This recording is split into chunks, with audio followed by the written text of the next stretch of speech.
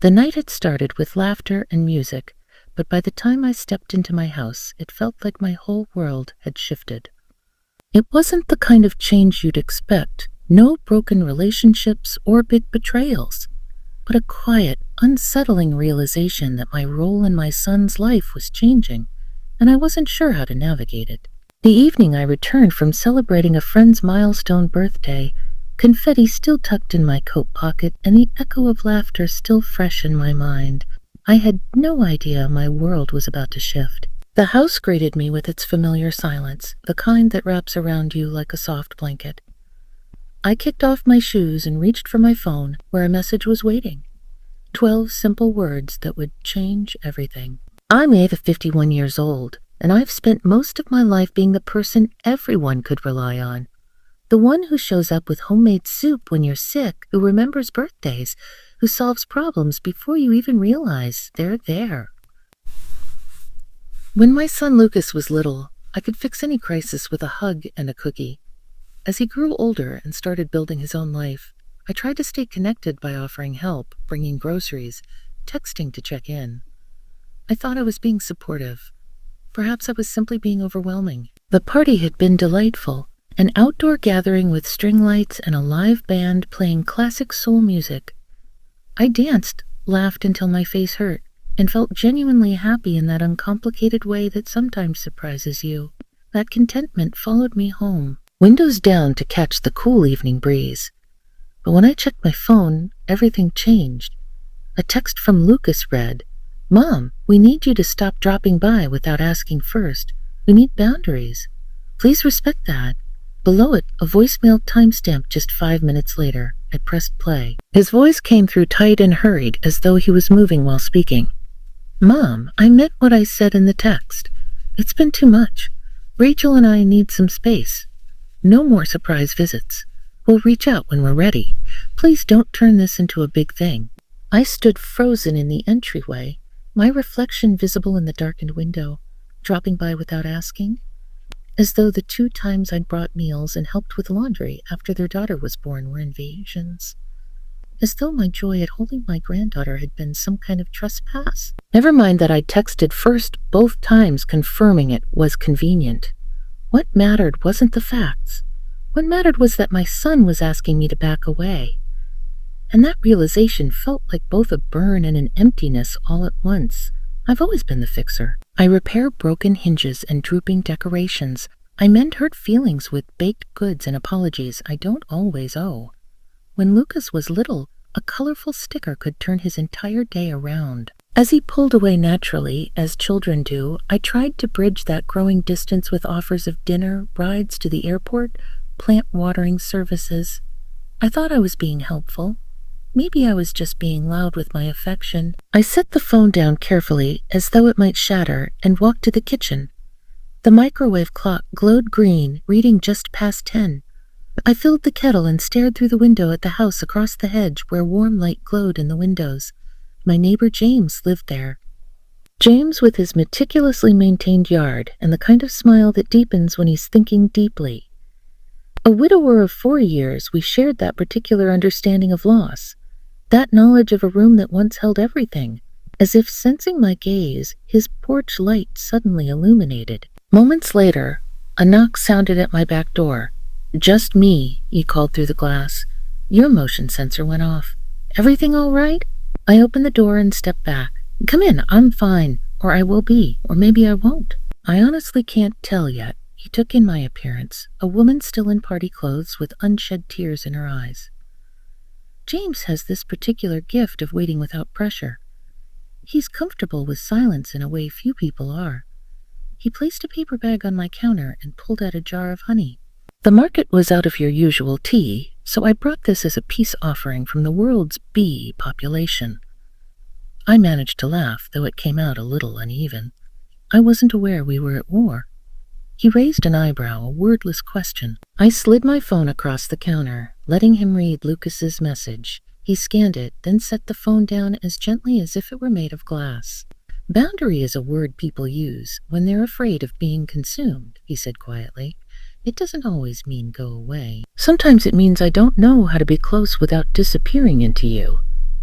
Sometimes it sounds exactly like go away, I replied. Sometimes it does, he acknowledged. Would you like tea or something stronger?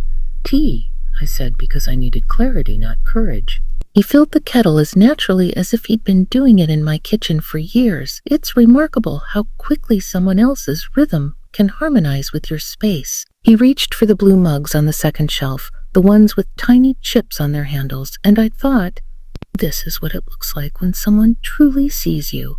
Not the polished version you present at parties, but the after. We settled at the table, steam rising from our cups in delicate spirals. Outside, the wind whispered through the hedge. I told him about the celebration, about the laughter that had made my cheeks ache, about the small girl who'd fallen asleep with frosting on her chin. I told him about Lucas's message and how my chest felt too tight, as though someone had cinched it closed. I know I can be intense, I admitted. I arrive with casseroles as if they're lifelines. Maybe that's not actually helpful. Maybe that's me trying to anchor myself to him so I don't float away.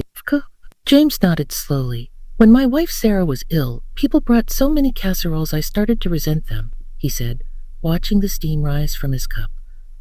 Not the food itself, but what they represented. Each dish was a bell tolling that nothing was normal anymore. After she died, though, I missed them. Not for the taste, but because they were hands reaching out saying, we're here. I never learned how to ask for those hands when I actually needed them. I still haven't. We sipped in companionable silence. The kettle ticked as it cooled, metal contracting. The house made its gentle nighttime sounds around us. My heartbeat gradually descended from its anxious perch. May I offer something that might be difficult to hear? He asked. I nodded. You've carried everyone's weight for a very long time, Eve. Somewhere along the way, people learned they could hand their burdens to you and you'd hold them. Lucas is building his own family now, and perhaps he's clumsy with expressing it. He's not wrong to want to stand independently, and you're not wrong to want closeness. Both truths can exist simultaneously. The space between them requires negotiation, not silence. I exhaled slowly. I don't know how to negotiate without apologizing for existing. His smile was small but steady. Then we practice. Start with the simplest sentence possible. I love you and I'll be here when you're ready. No justifications, no casserole attached. We sat in the kind of silence that feels like shelter, my hands wrapped around the warm mug, absorbing its heat. Outside, the world continued its quiet turning. After a while, James glanced at the back door. Would you mind if I looked at that flickering porch light before I go?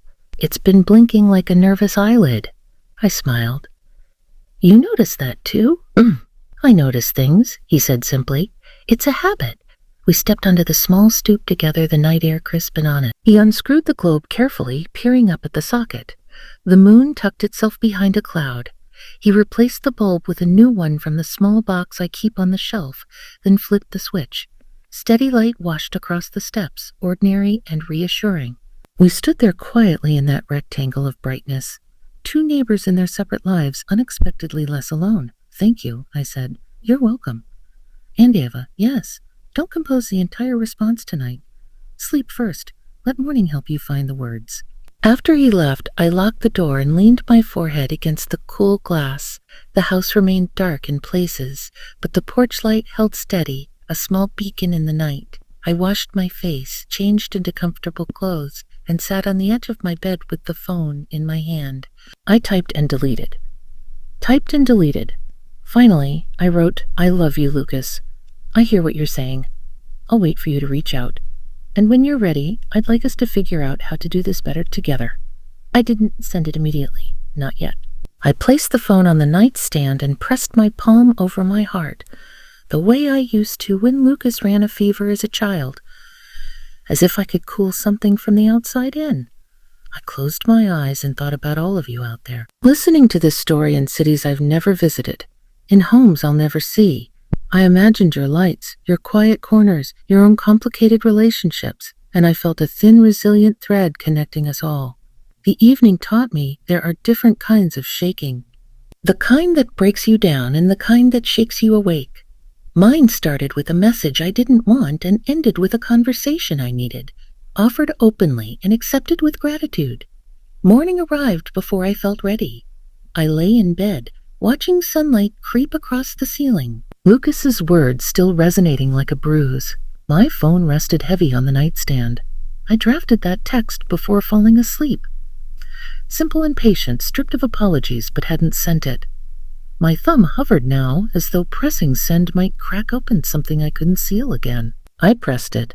The message whooshed into the ether like a small bird released from captivity. My chest tightened, then loosened, and for a long moment I simply listened to the house waking around me. Pipes groaned, a floorboard sighed. The porch light still glowed steady from James' repair. I made coffee and sat at the kitchen table, steam rising in lazy spirals. For the first time in weeks, I didn't fill the silence with television or radio. I let it stand, solid and real. That's when the knock came. Light, careful, already familiar. James leaned in the doorway, jacket unzipped, hair slightly tousled from the breeze. Morning, I'm heading to the hardware store and thought I'd check if you need anything. Light bulbs, nails, a new philosophy on life. Just milk, I said, smiling despite myself. But I'll take the philosophy if it's on sale. He stepped inside, comfortable now, as though the walls had expanded to include him. Did you send it? He asked. I nodded. Half of me wants to hide under the bed. The other half feels lighter. That sounds about right. He reached for one of the chipped mugs and poured himself coffee without asking. The familiarity was startling, but not unwelcome. The phone buzzed then, sharp against the table. Lucas's name illuminated the screen. My throat tightened. James caught my eye, silently asking if I wanted him to stay. I nodded. He sat steady as an anchor while I answered, Mom. Lucas's voice was softer than the night before, almost hesitant. I got your text. Didn't mean to sound like I was cutting you out completely. Rachel and I are just overwhelmed. The baby's been colicky. We're barely sleeping. And every time you visit, we feel like we have to host you properly. It's exhausting. It's not that we don't want you around. Just need room to breathe. I closed my eyes, holding on to calm. I hear you, I said. I'll wait for your call. When you're ready, maybe we can figure out how I can help without adding to the burden. Silence, then a breath of relief. That would mean a lot. I'm sorry, Mom. I should have explained it better. We talked a bit longer about the baby's tiny fists, about how Rachel cried from exhaustion last night, about how love can feel like drowning when you're new parents. When we hung up, my hands were trembling, but not from fear this time. James reached across the table, resting his hand near mine, not touching until I gave the smallest nod. You did that without apologizing for being alive, he said quietly. I laughed, tears gathering in my eyes. Barely, but you did, he insisted. That's the beginning. Rest of the day unfolded differently. I went for a walk, noticing how sunlight warmed the tops of trees, how children's laughter carried from the nearby park. At the grocery store, I bought milk and, on impulse, a bouquet of tulips, the yellow kind that looked like bottled sunshine. When I returned home, James was in his yard wrestling with a stubborn rake. I held up the flowers. For both our kitchens, I called. Proof that unexpected things can be beautiful. He smiled, wiping his brow. I'll trade you a crooked birdhouse I made yesterday. Don't hang it too high, though. Leans like it's had one too many drinks. We laughed. Neighbors and something more. The distance between us shifting by inches, not leaps. That evening, I sat on the porch with the tulips glowing in their vase beside me. My son hadn't shut me out forever. He'd asked for space in clumsy words. I'd answered with patience, and in the process discovered a steadiness I hadn't known I was missing. Life doesn't always provide tidy endings, but it offers mornings that feel like fresh starts and hands that reach across tables and music that carries you through dark kitchens until light returns. Sometimes it gives you neighbors who notice flickering bulbs, and women who finally understand that shaking isn't only about breaking. Sometimes it's the first sign of growth. I looked at the tulips, at the steady porch light, at James' house across the hedge, where his kitchen window glowed warm and muxty. I thought about the thread connecting all of us, everyone listening to this story, everyone navigating their own complicated loves and losses, and I realized something profound. We're never as alone as we think we are. Sometimes help arrives in the form we least expect. Sometimes healing begins with letting go. Sometimes love means giving space instead of filling it. The night air was cool, but I felt warm, not from the fading sun, but from the understanding that had settled in my bones. I had survived my son's boundary. I had found my voice without apology. I had discovered that new connections can form even as old ones shift and change. And perhaps most importantly, I had learned that I didn't need to fix everything. Sometimes the bravest thing we can do is simply be present, be honest, and trust that love will find its way. Even when the path looks different than we imagined, the stars emerged one by one above me, ancient and constant. I sat beneath them. A woman who'd been shaken awake, grateful for the tremor, ready for whatever came next.